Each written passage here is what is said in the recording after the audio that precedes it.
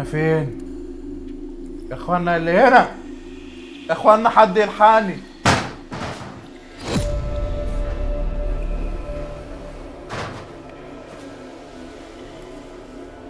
عامل دوشه ليه يا؟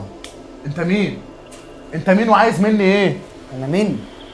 انت مش عارفني؟ ده انت حتى بتشوفني كل جمعه. كل جمعه؟ تكونش الخطيب؟ خطيب ايه يالا؟ يا عم بتاع الجامع مش بتاع الاهلي. انت بتستظرف؟ اعمل فيك ايه؟ اعمل ايه؟ انا هوديك في داهيه. وانت ما تعرفش انا مين؟ لا عارفك، وعارفك كويس قوي.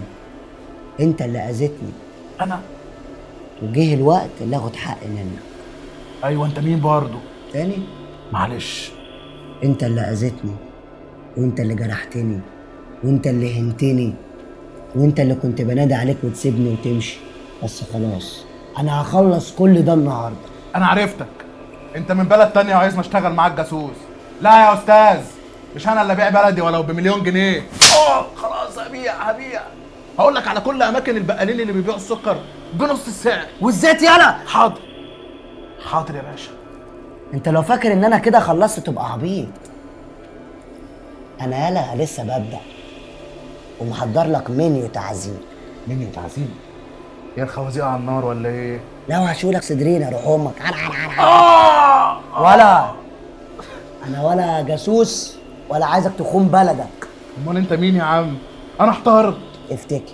مش فاكر. لا افتكر. مش فاكر. يا عم انا عايزك تفتكر الوش ده كويس. طب ما تبعد وشك عشان افتكر.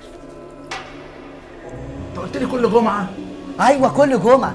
شكلك هتجيبها انا ولا ايه؟ مش انت الواد اللي بيوزع ورق بعد الصلاه كل جمعه؟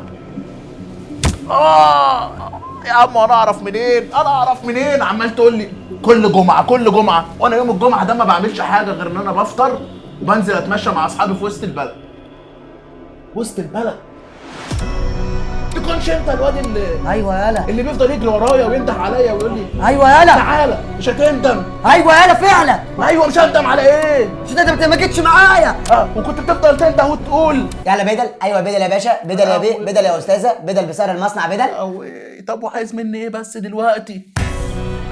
هفرجك على كل الوان البدل.